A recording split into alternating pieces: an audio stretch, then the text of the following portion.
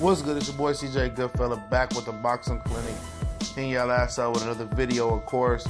And yesterday, Tyson Fury took to social media a couple times. Saying he had some big news early in the morning. And then later in the day, over in the States, he said that he's confirmed a comeback date. I think it's going to be May 13th or sometime in May. He's coming back. And this is huge for the heavyweight division. He told all them bums he's coming back from his belts. And of course, rightfully so, they are his belts. But he failed to face Vladimir Klitschko in a rematch. It seemed to be contempt with just beating Klitschko once and having all the belts. Now it looks like Anthony Joshua, might do his dirty work and not have to fight Klitschko again. For one of his belts and for the IBF belt, and that's probably one of the belts that Tyson Fury, just doesn't want anymore. For the simple fact they stripped him for no apparent fucking reason, But the rest of the belts he got stripped for not facing Klitschko in a rematch, kept putting the rematch off. Then got busted for coke, and then back in 2015 he had a steroid accusation with his cousin Huey Fury. That I don't know what happened to. He must have, passed the deposition. Or, been cleared of that steroid accusation by whoever, the British Boxing Board or whoever the hell it is, for him to have the return date, so he must have beat that. But it looked like in recent pictures that he had blown up very, very largely, and he's got very, very big, and hopefully he can knock the weight off, get back to some boxing shape. He probably needs 2 solid tune-ups. One for sure, which is going to be on May 13th. He's not going to take a hard touch. But after that, he's going to get the ball rolling. But who should he face before he gets the ball rolling versus some of those title holders? First fight back, man, he has some options. I'm going to start off with Johan Dolnaps, one of the tough Frenchmen that Deontay Wilder fought, who went the distance. I think his showing versus Deontay Wilder, I don't know what he did since then. I think he got a win since then. Is worthy of another big fight, especially with Tyson Fury. I think he deserves a nice little payday. He showed a lot of toughness, a lot of grit versus Deontay Wilder. Let's see what Tyson Fury on the comeback rise will look versus him.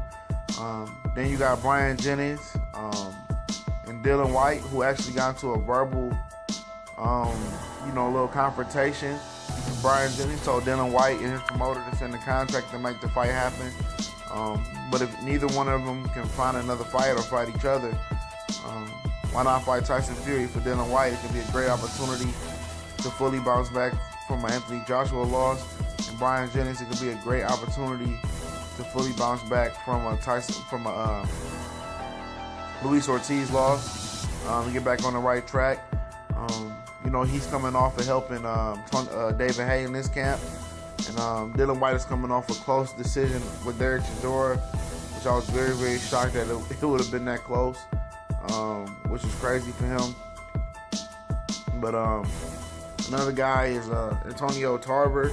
He's a guy who's willing to come over to the UK and fight anybody. He's thirsty for a fight and probably thirsty for money. He's still a name that you can really catapult off of, as long as you get random drug testing with him and he passes all his drug tests. He's still a solid name in the sport of boxing. He's accomplished a lot. But Chris Arreola, he's another guy out there. I heard Henry Ramirez's trainer say he's looking for an April-May return date. He's probably looking for a softer touch, but if the bag's in and the money right, Chris Arreola go over there. And with Steve Cunningham knocking down Tyson Fury before, Chris Arreola is a heavyweight who packs a real puncher, who would have a real puncher's chance with the Tyson Fury who's out of shape, who's has to come back down and makes a formidable weight. So that's always, a viable option for Chris Arreola and Tyson Fury, because Arreola is a name. He brings some cachet, he can sell some tickets, and one thing we know for sure that he can pop. A little harder touch. We're gonna get to him later. Another touch is Andy Ruiz. He's another guy who's always struggled with weight, who's focusing on coming back down. Where Abel Sanchez lost a lot of weight, came up short versus Joe Parker, but that'd be another terrific name for Tyson Fury to fight. Then you got Jarrell Big Baby Miller. I think he's the hardest touch out of all of them. Probably the most unlikely to get the fight. Probably most unlikely to take the fight since it's not a belt on the line. But it could be a nice name for him. You know what I mean? He can punch. Don't always come in the best of shape, so that maybe that can be a nice little sticking point for Tyson Fury. Because if he ain't in the best of shape and his opponent's not in the best of shape, it can work. You know, but Miller can box. Box a little bit. He can punch. So that has some intrigue, especially with his name already popping about wanting to blast out Joshua and Luis Ortiz, since that Ortiz fight didn't come to fruition. Why not? But you know, Tyson Fury got some options. Let's see where he goes from here. We gone.